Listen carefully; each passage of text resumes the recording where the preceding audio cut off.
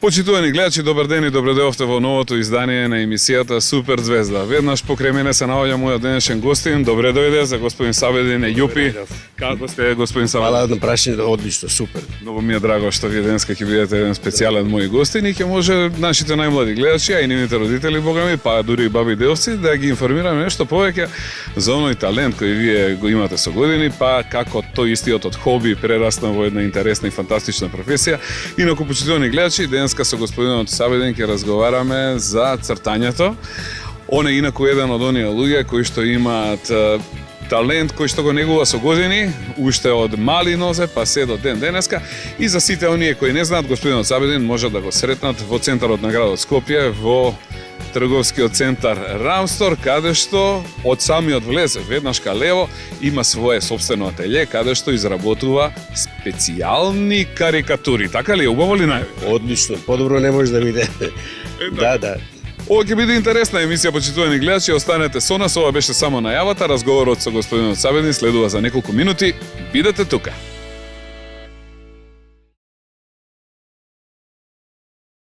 За оние кои малку подоцна се вклучија, почитувани гледачи, денеска во Супер Звезда, специјален и ексклузивен гостин е господинот Сабедин Ејупи. Вуште еднаш ка се поздравиме, ајде здраво живо и добро ми дојдов. Добро ви најдов. Како сте, господин Сабедин?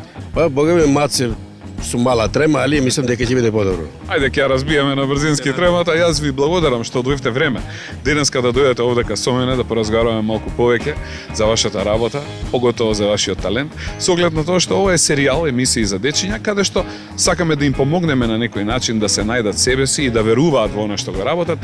Затоа ве одбрав вас како човек кој што има една специфична професија и располага со многу раскошен талент на тема цртањето, па да започнеме. Кога откривте дека ве бидува со боичките во рака? Ја приметив дека ме привлекуваат работи кои рачно се прават, се сечат колажи, цртање со фломастери, со моливи, цртање на индијанци и такви работи, уште од забавиште. Забавиште, односно од прво, второ и трето лемње. Веќе таму почна да излегува на големо. Но мене ме примети наставничката по ликовно, во Смолетката. Она беше таа. Значи, уште во основно училиште бевте приметени. Се одвоевте ли од другите деца или бевте горе-доле на некое слично ниво? Морам да кажам дека и се одвојував, стварно. Да не кажам дека бев најдобриот, црта и другите деца. Некој повише, некој помоц. Него се одвојував со тоа што многу од децата ми доаѓа со нивните работи. Дај, ќе можеш Сабедин и мене да ми го направиш, молим те. Јас со големо задоволство го земјав, тоа мене не ми представуваше проблем. Така да, одма ја завршав работа. Поради тоа имав и проблеми со учителките, со наставничките, затоа што не требаше јас тоа да го направам. Затоа што се знае, тој треба секој дете да проба да си го одработи самото.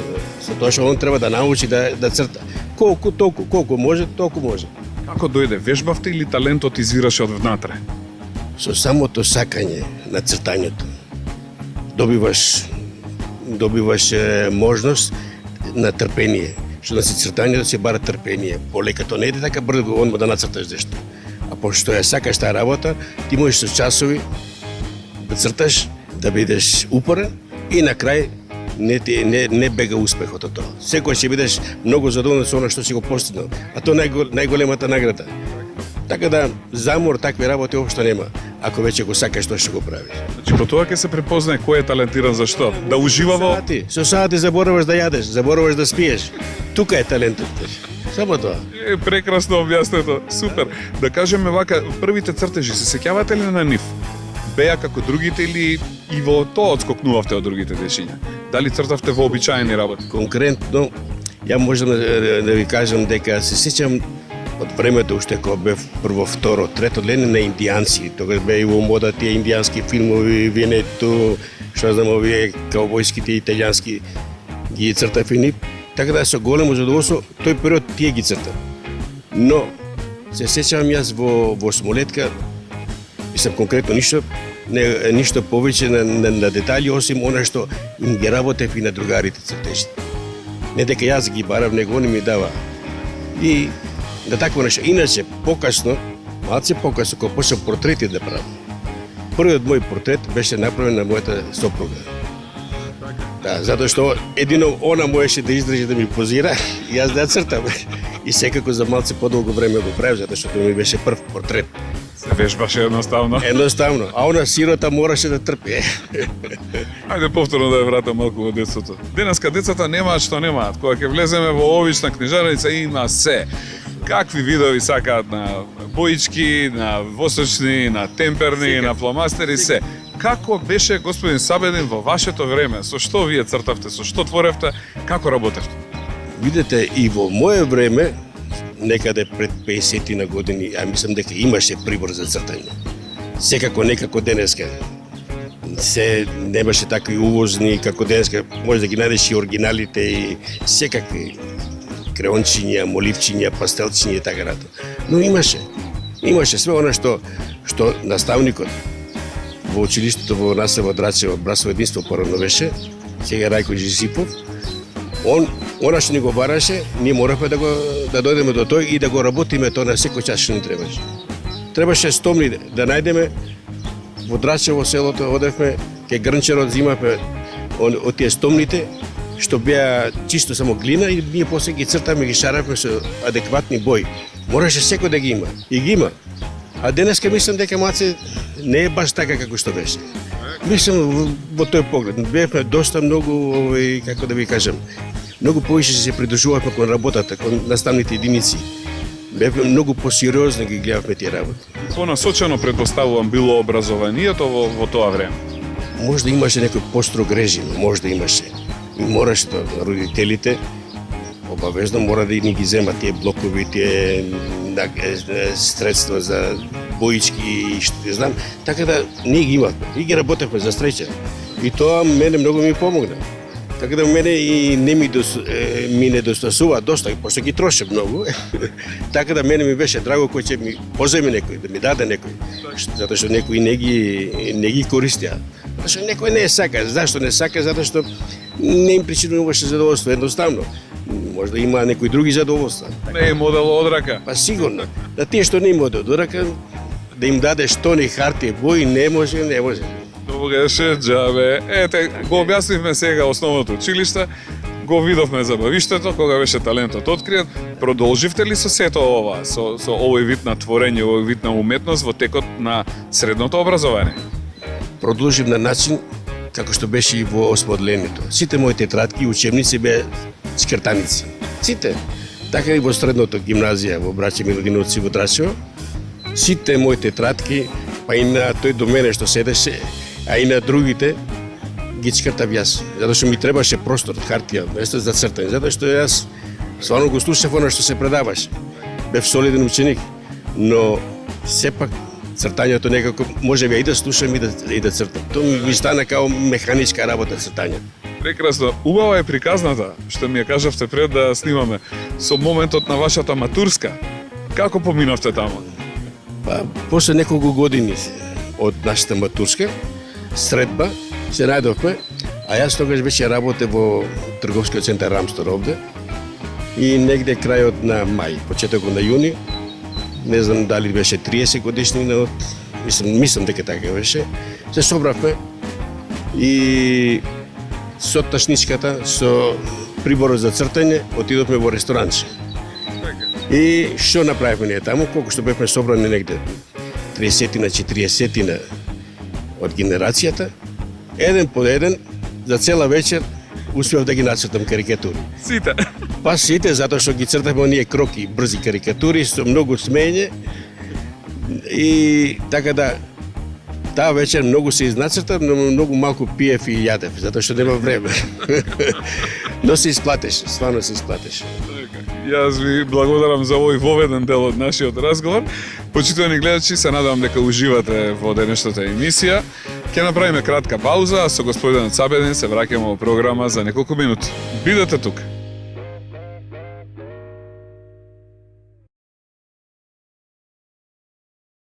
Се враќаме во разговор со господинот Сабедин за оние наши гледачи кои малку подоцна се вклучија. Тој е човекот кој располага со раскошен талент, инаку е познат и е, можам да кажам, еден од брендовите во градот Скопје. Тој е човекот кој што ги црта карикатурите во трговскиот центар Рамстор.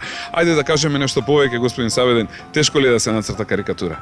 Сега според мене, ја ќе кажам како е, има според многумина има различно мислење. Мислам дека карикатурата е многу сериозна работа. Што значи тоа? Тоа многу треба да си сериозен да направиш карикатура. А тоа што значи? Тоа треба да го откриеш оне карактерот на таа особа и со акцентирање, нагласување на тоа да го пренесеш на платно, на картон, на харта и така. Што значи тоа? Тоа значи дека да го издеформираш, и повторно таа особа да биде таа за која е наменета. А иначе во портретот се знае, со мали деформации испаѓа друг човек. И се затоа викам, бико ќе го деформирате, а да биде истиот човек, значи сте успеале карикатура. Тука е мајсторијата, знаеш. Така е. Значи со тоа што ќе го деформирате, односно ќе го нагласите она што е карактеристично за него, вие сте добиле карикатурата. Прекрасно. Колку карикатури имате нацртано во вашиот живот? Па, право да ви кажам, не сум ги броел, но сигурно дека се многу. Сигурно. Сигурно, па може да се каже, јас од 84-та година од Корчула, првиот пат кога почнав, не почнав со карикатури, почнав со портрети, но изби на преден план во Пореч негде 87-та година и карикатури, затоа што не имаше некакви барања на карикатури и некако многу лесно се преориентирав. Еден период и портрети и карикатури, после тоа се пребацив само на карикатури. Кажете ми, колку години веќе вака поред се бавите? Од 84-та година, значи му доаѓа негде 33 години. 33 години правите овдека убавени за сите луѓе кои што доаѓаат. Се надам дека многу луѓе поминале овдека кај вас, поготово дошле во Рамстор. Најчесто како ги цртате карикатурите? Доаѓа човекот или се носи фотографија? Видете, јас обично карикатури сум ги работил на море, поред море, летниот период, значи. Таму седнува особата, моделот, и јас го цртам.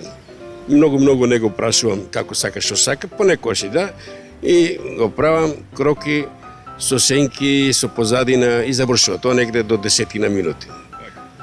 Но, овде во Рамстор, како се вика, во маркетата Рамстор, во трговскиот центар, во молот Рамстор. Точно, трговскиот центар молот Рамстор, се работи сасвим други. Прв пат овде кога почнав да работам, дојдов на тој тип. Ја на почетокот почнав да ги работам така, само на живи модели. Но дојде потребата за да се прават карикатури врз база на фотографија за некои пријатели, како поклон, за роден ден, ти работи. И сега него не можеш да го седнеш, него можеш само од фотографија. Да, а фотографијата е една можност, една поза од милион пози кои може човекот да ги фати.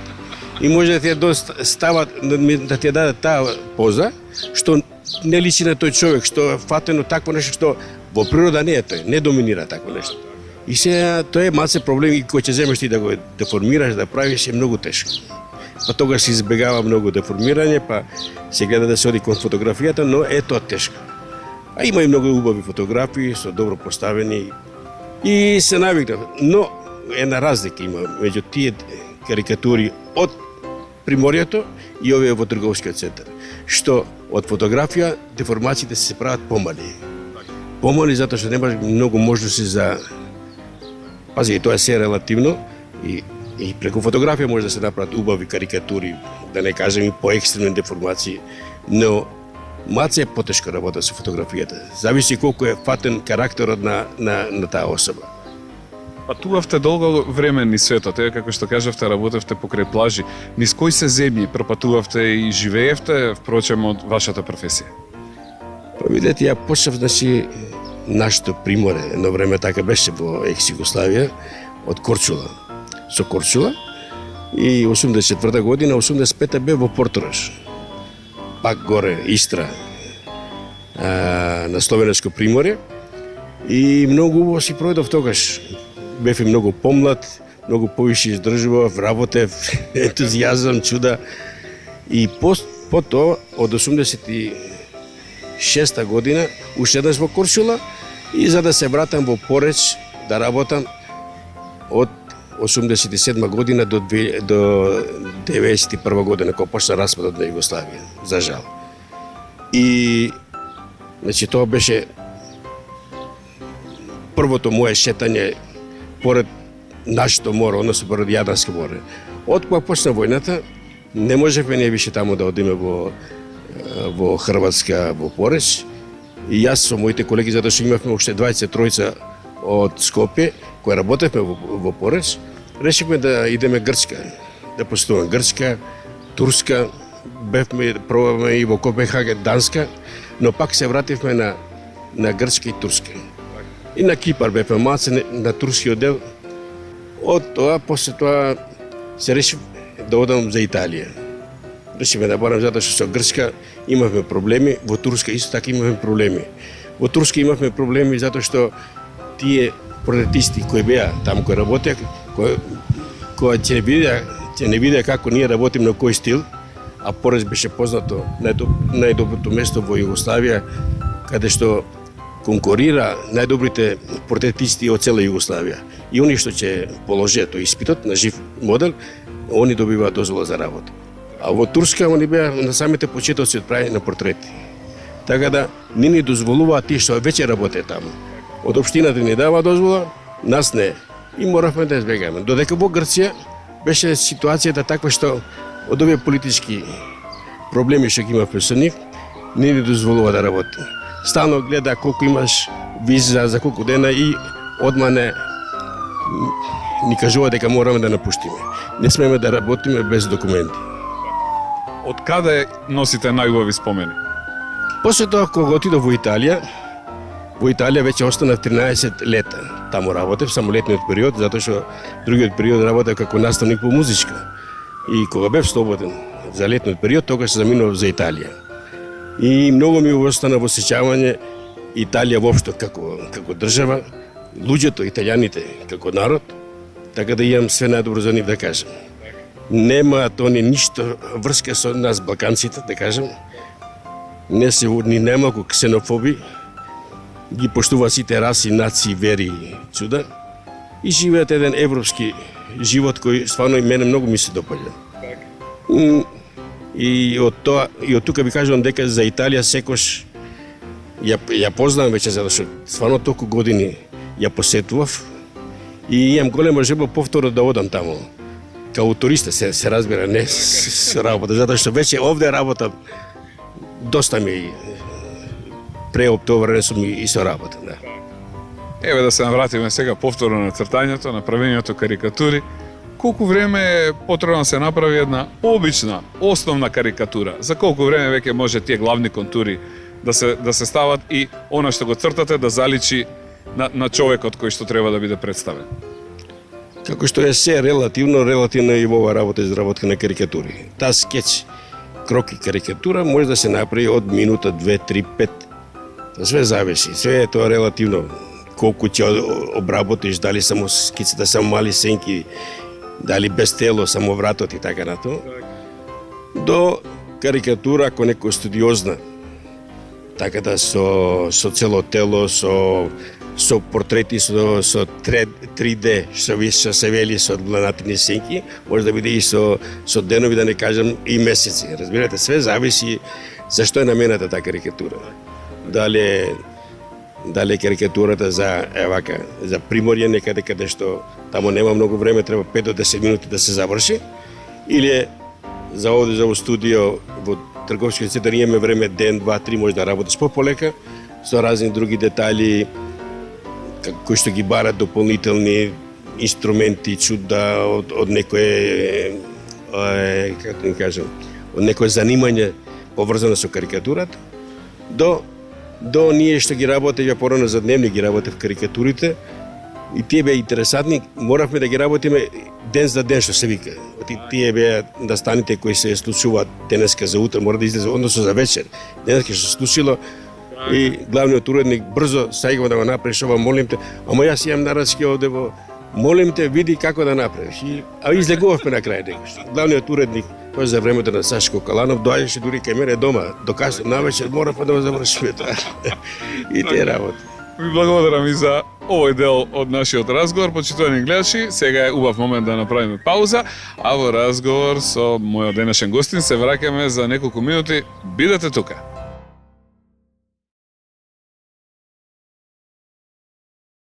Се враќаме во програма, почитувани гледачи, со мојот денешен гостин, господинот Сабедин Ејупи, кој што, како што кажав, е бренд на градот Скопје. Многумина го познаваат по тоа што неговото студио за цртање карикатури се наоѓа во трговскиот центар Рамстор.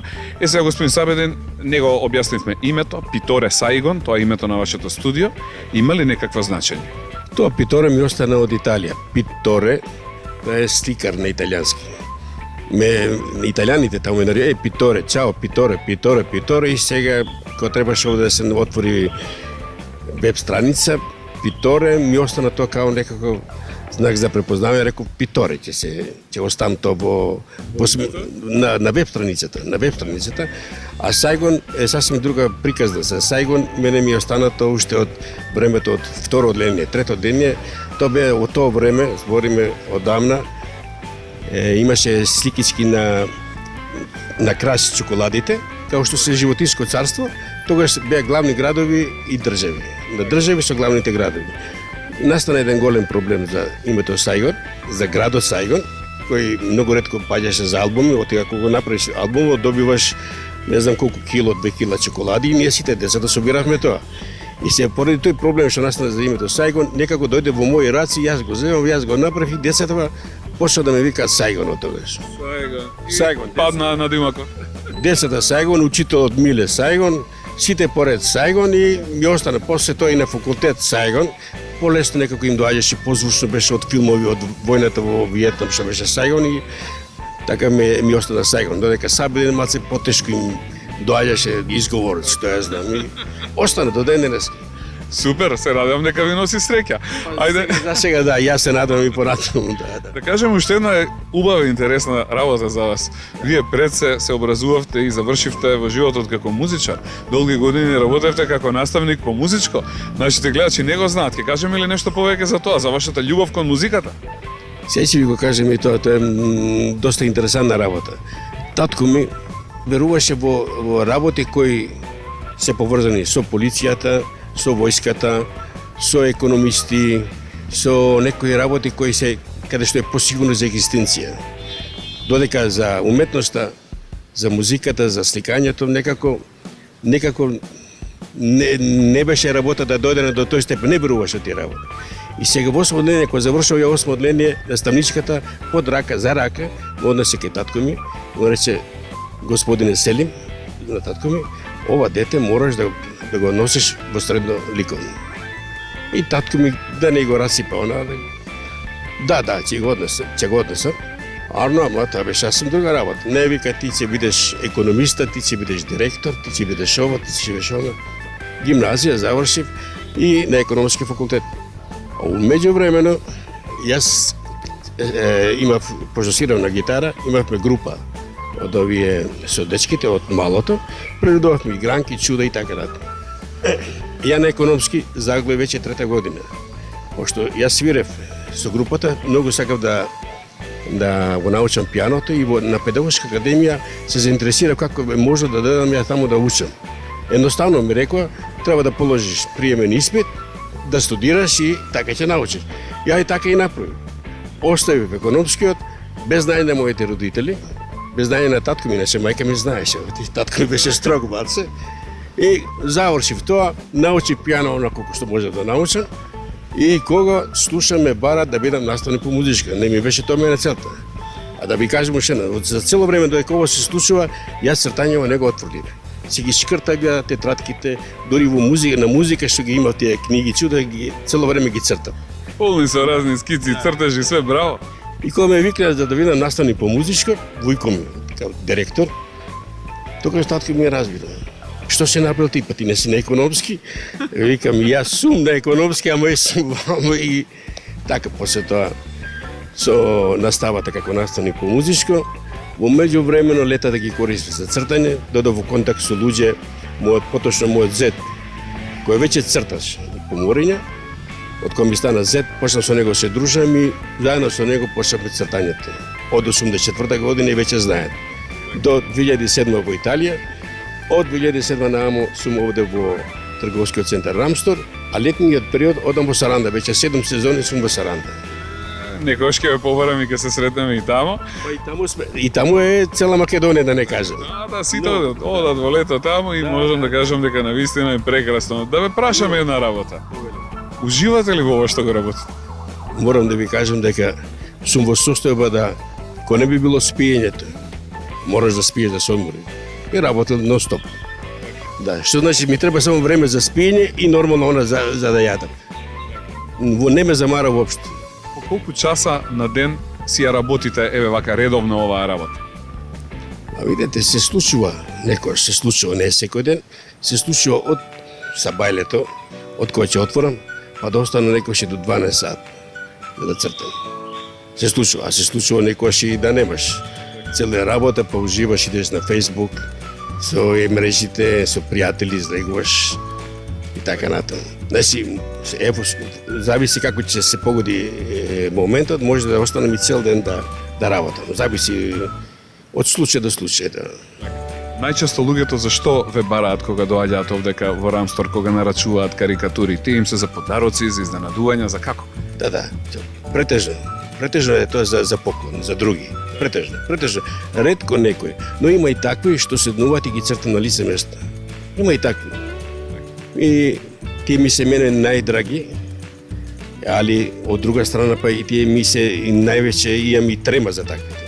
Затоа што се работи на лице место, лајв што се вели, живо, и тука немаш многу време за поправки, за чуда, за тие работи.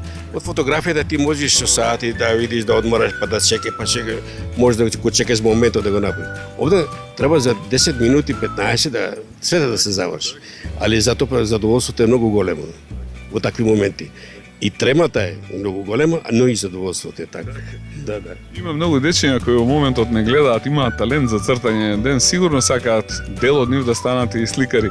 Знаеме дека нема милиони, но се живеели убаво од една ваква професија. Ја да ви кажам дека од занат секој се живее. Било каков занат. Се некој ќе рече ова не е занат, ова е уметност. Но и во занатот има уметност, и во уметност има занат, да се разбереме. Што сакам да кажам? Она што им го дал Господ, што го има во себе, тоа треба да се вежба, да се надградува, со стрпливо вежбање. Што значи тоа? Да го искористат секој слободен момент за шкрапање, за цртање, за не знам што, за било што само со вежбање може да го постигнат тоа. Дори и оние што можда и немаат некој си талент или помал, за да е количествено талентот, ако многу се вежба, може да се постигне нешто. А камоли ако го имаш талент. Што значи? Само да се вежба, ништо повеќе. Што повеќе? Уште поубаво кога сето ова сега е кажано од господин кој работел како наставник цел ден од свој живот, поминал долг период во работа со дечиња, така да ви благодарам, се надам дека од овие совети кои што ги дадовте, не само за дечињата, туку и голем дел од нивните родители ќе извлечат корист. За крај уште сакам да прашам каде може да ве најдат сите оние луѓе кои што сакаат да стапат во контакт со вас и можеби утре да изненадат некого или да си направат едноставно еден убав спомен за себе. Јас сум тука во трговскиот центар Рамстор. Веќе 11-та година сум тука и ми имам намера и понатаму да останам тука. Тука ми е добро, фино, лепо. Имаше можности да одам и на други места, но овде се навикнав.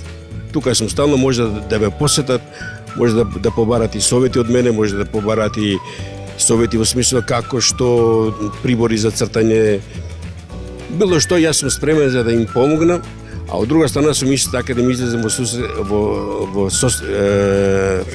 во пресред за некој поклонче, ако сака за некој нивно другарче и така натаму, или за родителите некоја годишница ако треба да им направам и така натаму. Јас сум тука.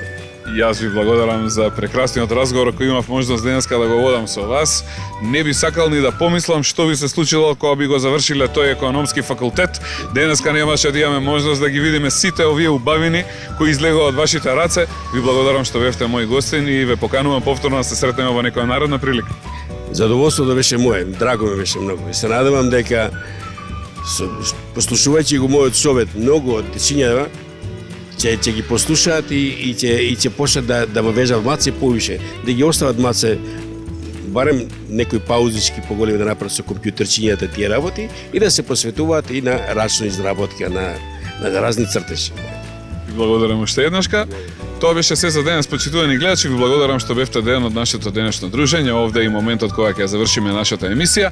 Тоа е се од нас во денешното издание на емисијата Супер Звезда. Во новото издание се гледаме за 7 дена од сега. До тогаш бидете живи, здрави, слушајте ги мама и тато и гледајте Супер Звезда. Чао, пријатно и до гледање. Чао.